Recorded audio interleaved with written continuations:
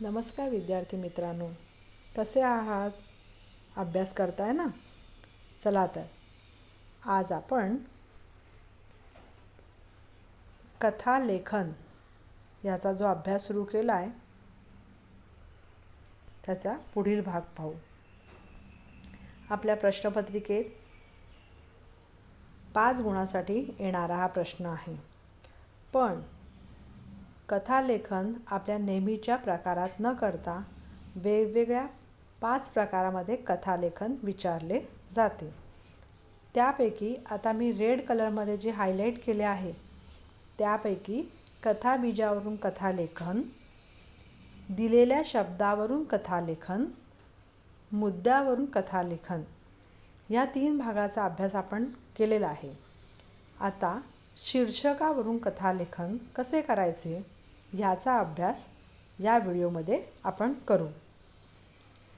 कथा लेखन लिहित असताना आपली कथा ही 80 ते 100 या इतक्या शब्दामध्ये झाली पाहिजे, ही गोष्ट आपण लक्षात ठेवायची आहे. शीर्षकावरून कथा लेखन, इसका मतलब होता है आपको जो टाइटल दिया होता है उसके आधार पर आपको कथा लिखनी है, स्टोरी लिखनी है, गोष्ट लिखनी है और इसीलिए इसको बोलते हैं शीर्षकावरून कथा लेखन. आपको एग्ज़ाम में सिर्फ शीर्षक यानी एक टाइटल दिया जाएगा, उस टाइटल को पढ़ना है और उसके बाद आपको कुछ खास बातें ध्यान में रखनी है. नंबर 1, शीर्षकाचा मतितार्थ समजून घेणे. इसका मतलब आपको जो टाइटल दिया होता है उस टाइटल में ही आपकी जो स्टोरी लिखनी है वो छुपी होती है, तो उसका मतलब मतितार्थ यानी उसका मतलब शीर्षक का बराबर समझ के लेना है. नंबर 2, शीर्षकाच्या अर्थाला समर्पक कथा लिखणे. जो भी आपको टाइटल दिया हुआ होता है उसका मीनिंग बराबर समझ के फिर उसके आधार पर आपको स्टोरी लिखनी होती है. नंबर 3, कथा शीर्षकात दडलेली असते, तिचा शोध घेणे. इसका मतलब आपको जो टाइटल दिया होता है उसी के अंदर वो स्टोरी आपको जो लिखनी है वो होती है. आपको उस शीर्षक को ध्यान से पढ़ के उसका मतलब समझ के फिर अपनी स्टोरी बनानी होती है. नंबर 4, थोडक्या साध्या सोप्या शब्दात गोष्ट कथन करणे. आप जो भी स्टोरी लिख रहे हो एकदम सिंपल तरीके से, बहुत ही छोटे छोटे सेंटेंस बना के इजी तरीके से वो स्टोरी को आपको क्या करना होता है, बताना होता है. आपको एक बात हमेशा याद रखनी है, शीर्षकावरून कथा लेखन इसमें आपको हमेशा ये बात याद रखनी है, शीर्षक सब लोग पढ़ने के बाद सबका अपना अपना थिंकिंग होगा, उस हिसाब की से सबकी अपनी अपनी अलग अलग स्टोरी बन सकती है. पर शीर्षक में आपको जो बताया है वो थीम आपके उस स्टोरी में आनी ज़रूरी होती है.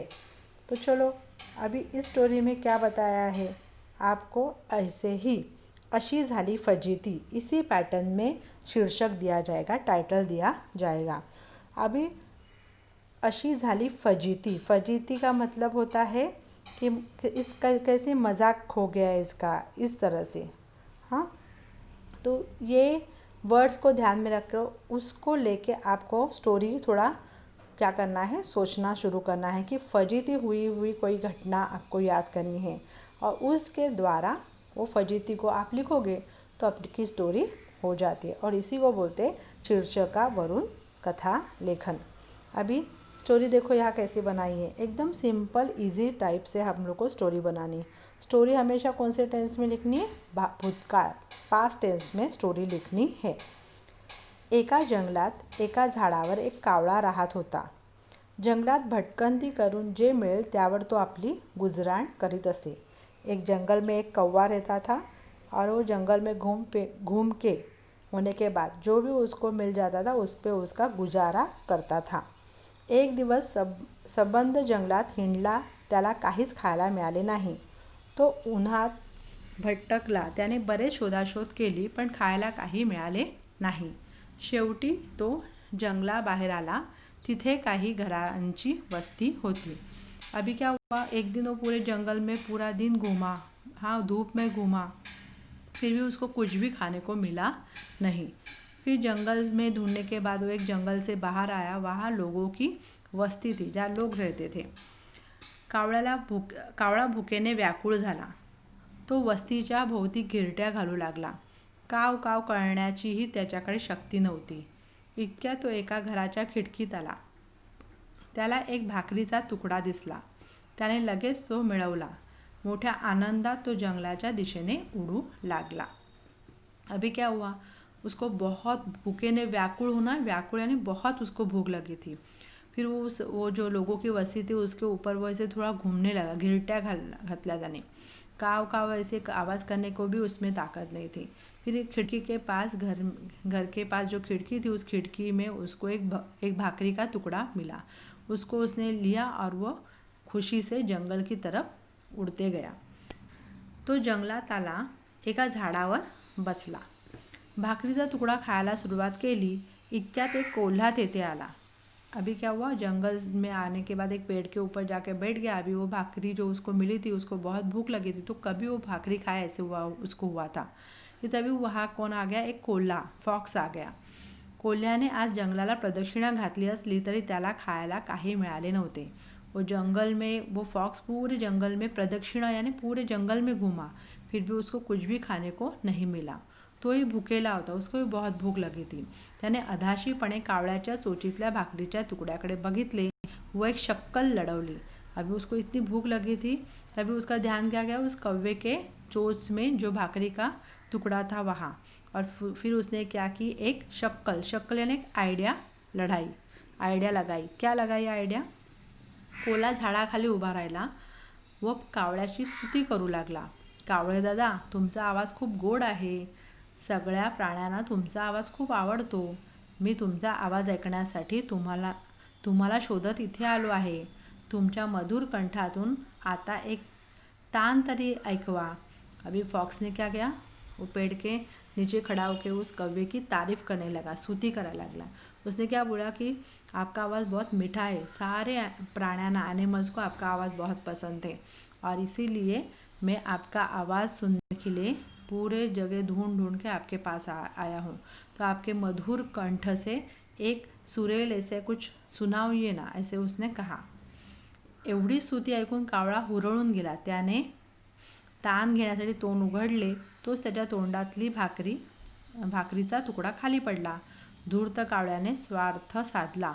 कावळ्याला काही कळण्यापूर्वी कोल्हा भाकरीचा तुकडा घेऊन पळून गेला होता. अभी क्या हुआ, वो कावड़े को लगा सही में मैं बहुत अच्छा गाता हूँ, मेरा आवाज़ इसको बहुत पसंद है. तो झूठी तारीफ से वो एकदम खुश हो गया और उसने क्या किया, गाना गाने के लिए अपना मुंह खोला और मुंह खोलते उसके मुंह में जो उसके चोंच में जो भाकरी का टुकड़ा था वो नीचे गिर गया. और कोल्हे को तो गाना नहीं सुनना था, वो भाकरी चाहिए थी. वो धूर्त था, धूर्त यानी कपटी. उसने फटाक से क्या किया, वो नीचे गिरी हुई भाकरी का टुकड़ा उठाया और वो वहाँ से भाग गया. कोल्ह्याचे पोट भरले, कावळ्याची मात्र फजिती झाली. अभी देखो, पेट किसका भर गया, कोल्हे का, और फजिती कुणाची झाली, कावळ्याची. और इस तरह ये हमारी स्टोरी का टाइटल जो है वो हमारी स्टोरी में एंड में आया हुआ है. तो कावळ्याची फजिती झाली और हमें स्टोरी क्या दी है, अशी झाली फजिती. तो बराबर हम लोग ने वो फजिती का टाइटल को स्टोरी में यूज़ करके क्या बनाई, हमारी स्टोरी बनाई. इस तरह आपको क्या करना है, एग्ज़ाम में शीर्षक दिया जाएगा, उस शीर्षक को ध्यान से पढ़ के उसका मतलब समझ के एक अपने मन से कोई भी अच्छी सी सुंदर स्टोरी बनानी है. तो आज हम लोग ने सीखा शीर्षकावरून कथा लेखन. धन्यवाद.